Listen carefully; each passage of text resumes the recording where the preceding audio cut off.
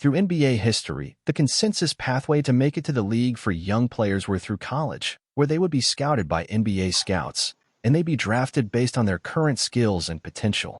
Occasionally, some players may be drafted directly out of high school, but this was for the few who NBA scouts believed that they had what it took for the NBA at that age, so they skipped college. However, over the years, newer opportunities arose for 18-year-olds who could make it to the league without attending a campus. With the growth of the game and more players coming out of Europe, such as Luka Doncic, Nikola Jokic, and Giannis Antetokounmpo, the league is being dominated in a way that has never been seen before.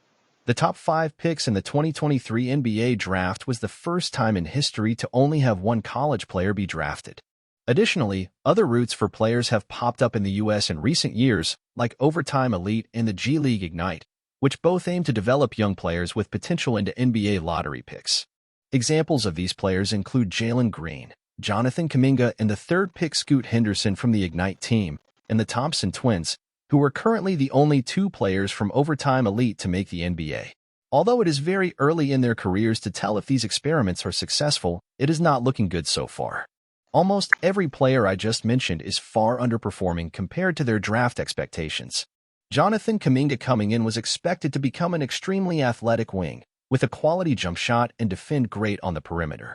However, he tends to struggle with decision-making and would rather force himself into a tough shot than make an easy pass to his teammates.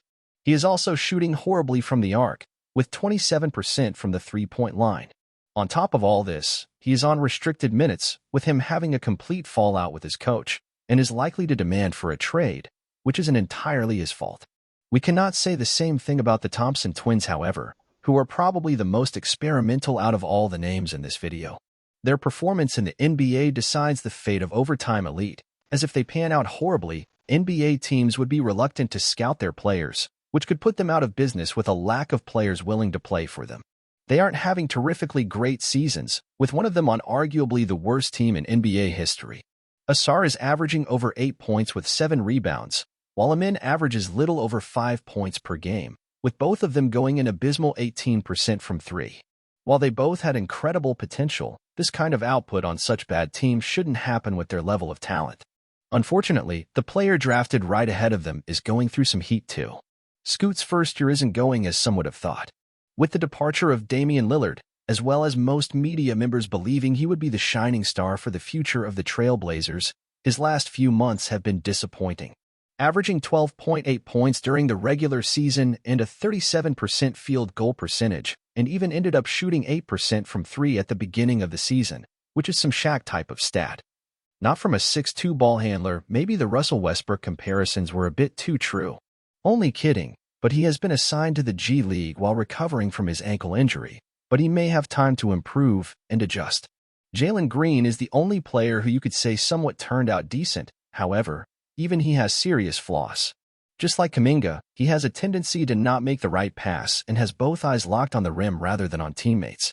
He has efficiency struggles as well for someone whose only valuable skill is his ability to make buckets.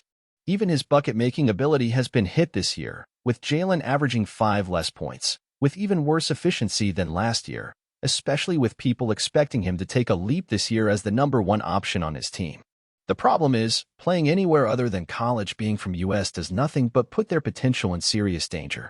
Playing basketball for a Division I school teaches you certain lessons basketball-wise and in real life.